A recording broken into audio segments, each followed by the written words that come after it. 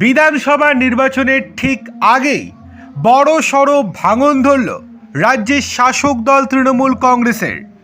বড় ধাক্কা খেলেন রাজ্যের মুখ্যমন্ত্রী মমতা বন্দ্যোপাধ্যায়।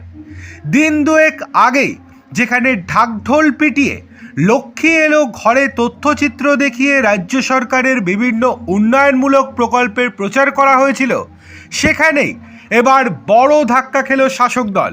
কি হয়েছে চলুন দেখে নেওয়া যাক। তার আগে আপনাদেরকে অনুরোধ, ভিডিওটি ভালো লেগে থাকলে লাইক, কমেন্ট, শেয়ার এবং সাবস্ক্রাইব করতে একদম ভুলবেন না। চলে আসি বিস্তারিত খবরে।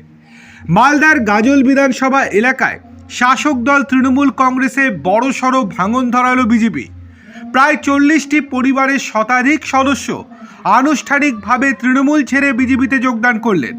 মঙ্গলবার রাতে গাজলের দেউতলা অঞ্চলের বজ্রাপাড়া গ্রামে এই যোগদান পর্ব কর্মসূচির আয়োজন করেছিল গেরুয়া শিবির। উপস্থিত ছিলেন বিজেপি মহিলা মোর্চার রাজ্য সাধারণ সম্পাদিকা অনিন্দিতা রায়দাস, গাজলের বিজেপি বিধায়ক চিন্ময় দেব বর্মন সহ বিজেপির অন্যান্য নেতৃত্ব। উল্লেখ্য, দুদিন আগেই গাজলের দেউতলা অঞ্চলের বজ্রাপাড়া গ্রামে কার্যত ঢাকঢোল পিটিয়ে লক্ষ্মী এলো ঘরে তথ্যচিত্র দেখিয়ে রাজ্য সরকারের বিভিন্ন উন্নয়নমূলক প্রকল্পের প্রচার করা হয়েছিল। কিন্তু সেই গ্রামে বিজেপি এমন মেগা যোগদান কর্মসূচি করায় বিপাকে পড়ে গিয়েছে রাজ্যের শাসক দল। যোগদান করা পুরুষদের পাশাপাশি মহিলাদেরও উল্লেখযোগ্য উপস্থিতি লক্ষ্য করা যায়।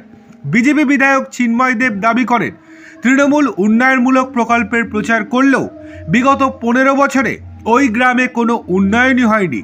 এই নিয়ে মানুষের মধ্যে তীব্র ক্ষোভ তো আগে থেকেই ছিল, তাই তারা তৃণমূলের ওপর আস্থা হারিয়ে 2026-এ রাজ্যে ক্ষমতা পরিবর্তনের শপথ নিয়ে বিজেপিতে যোগদান করলেন।